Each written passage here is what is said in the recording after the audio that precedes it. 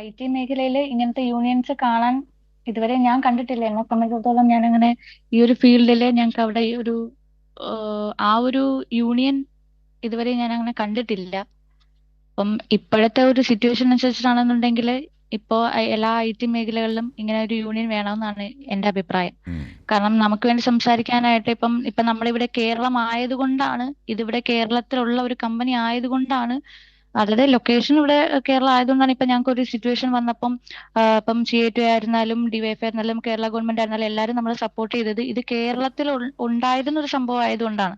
ഇപ്പൊ നമ്മൾ മറിച്ച് വേറൊരു സംസ്ഥാനത്താണ് ഇത് സംഭവിച്ചിരുന്നുണ്ടെങ്കിൽ ആരും ചോദിക്കാൻ വരില്ല, ഞങ്ങൾക്ക് ആരോടും ചോദിക്കാനായിട്ടുള്ള ഒരു റൈറ്റും ഉണ്ടാവുമായിരുന്നില്ല. അപ്പൊ അതുകൊണ്ട് ഇങ്ങനെയുള്ള ഒരു സംഘടനകൾ വേണമെന്നാണ് എന്റെ ഒരു പേഴ്സണലി ഉള്ള ഒരു അഭിപ്രായം.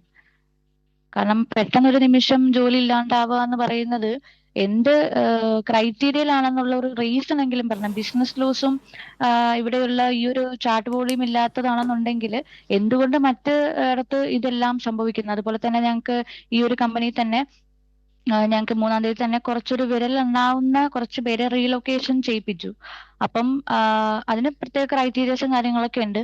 അപ്പോൾ ആ ഒരു റീലൊക്കേഷൻ ചെയ്യിപ്പിക്കുമ്പോൾ ഈ ഒരു ബിസിനസ് ലോസിൽ നിൽക്കുന്ന കമ്പനിയാണെന്നുണ്ടെങ്കിൽ അവർക്ക് ഫ്ലൈറ്റ് ടിക്കറ്റും അതേപോലെ തന്നെ സ്പെഷ്യൽ റീലൊക്കേഷൻ ബോണസ് ആയിട്ടുള്ള ഒരു 30,000 രൂപയും മേളിൽ വെച്ചോളാം. അതുപോലെ തന്നെ ഈ ഒരു 60 ദിവസത്തെ വർക്ക് ഫ്രം ഹോം ഓഫീസും കൊടുക്കേണ്ട ആവശ്യം ഉണ്ടാകുന്ന എനിക്ക് തോന്നുന്നില്ല, പേഴ്സണലി എനിക്ക് തോന്നുന്നില്ല.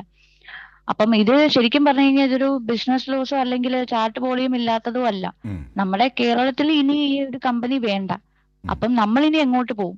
നമ്മൾ ഇനി ഒരു നെക്സ്റ്റ് ഒരു ലൊക്കേഷൻസിലോട്ട് പോകുമ്പം ഈ ഒരു കമ്പനി എന്ന് വന്നതുകൊണ്ട് തന്നെ നമുക്ക് ശരിക്കും പറഞ്ഞു കഴിഞ്ഞാൽ അവിടെ കിട്ടത്തില്ല ജോലി. അത് മാത്രമല്ല ഒരു സീസണൽ ബിസിനസ് ആണ്. അതായത് ഒരു 6 മന്ത്സ് റേഞ്ചിലാണ് ഇതിന്റെ ഒരു ഹയറിംഗ് ഒക്കെ വരുന്നത്. അപ്പൊ നമുക്ക് ആ ഒരു ടൈം വരെ ഇനി ഒരു 6 മാസം നമ്മൾ എന്തോ ചെയ്യും? കുറച്ചു പേർക്ക് ചിലപ്പോൾ കിട്ടുമായിരിക്കും, ഇനി അടുത്ത കുറച്ചു പേര് എന്തോ ചെയ്യും? അപ്പൊ നമുക്ക് അതിലൊരു ഇത്രയും ബൾക്കായിട്ട് നമുക്ക് ഒരിടത്തും പോയി അറ്റൻഡ് ചെയ്യാൻ പറ്റത്തില്ല.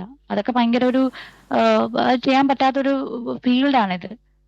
ഭയങ്കര കോമ്പറ്റീഷൻ ഉള്ള ഒരു ഫീൽഡാണ്. അപ്പൊ ഇത്രയും പേര് അടിച്ച് കയറി നമുക്കൊരു ഒരു ജോലിക്ക് പോവാന്ന് പറയുന്നത്, അതുപോലെ തന്നെ പലരും ഞാൻ നേരത്തെ സൂചിപ്പിച്ച പോലെ തന്നെ പലരും ഇപ്പം ചെന്നൈന്നായിരുന്നാലും കോയമ്പത്തൂർന്നായിരുന്നാലും അവിടുന്ന് എന്താ പറയാ പല കമ്പനീസിൽ നിന്ന് റിസൈൻ ചെയ്ത് വന്നവരാണ്. ഇനി അവിടെ അവർക്ക് തിരിച്ച് ഈ ഒരു ഇഷ്യൂ ഉള്ളതുകൊണ്ട് തന്നെ അവർക്ക് അവിടെ തിരിച്ച് കയറാൻ പറ്റുമോ എന്ന് തന്നെ ഡൗട്ടാണ്.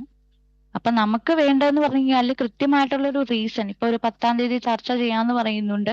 അപ്പൊ നമുക്ക് അവരുടെ ഹെഡിൽ നിന്ന് നമുക്ക് കൃത്യമായിട്ടുള്ള റീസൺ വേണം. എന്തുകൊണ്ട് നിങ്ങൾ കേരള ചൂസ് ചെയ്തു?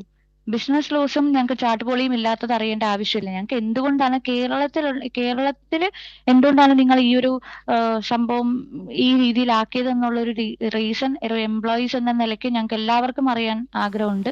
ഞങ്ങൾക്കത് അറിയണം. അതിന് വേണ്ടിയിട്ട് കേരള ഗവൺമെന്റ് ഞങ്ങളുടെ കൂടെ സപ്പോർട്ടീവായിട്ട് ഇത്രയും നാൾ എങ്ങനെയാണ് നിന്നത് ആ ഒരു സപ്പോർട്ട് ഇനിയും പ്രതീക്ഷിക്കുന്നു.